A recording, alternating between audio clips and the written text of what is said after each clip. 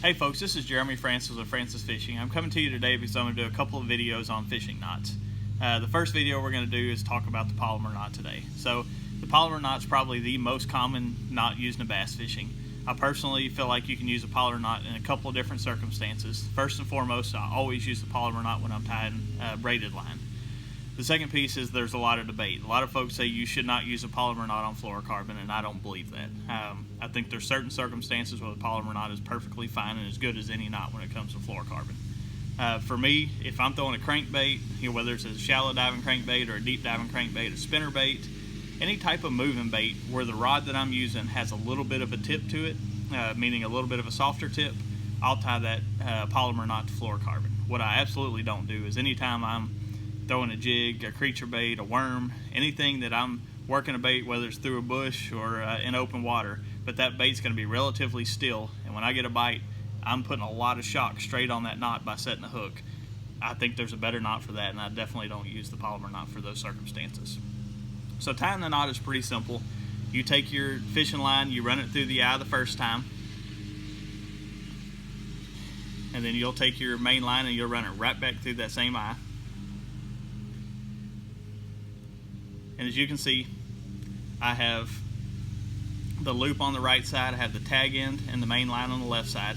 What's really important with fluorocarbon, if you're going to use the Palomar knot for fluorocarbon, is that these main lines are parallel to one another. A lot of people, they'll be twisted 2 or 3 times and they don't pay attention to it. You need to make sure that that line is running parallel before you tie that knot. The only twist in that line should be whenever you make your loop, and I'll walk you through that.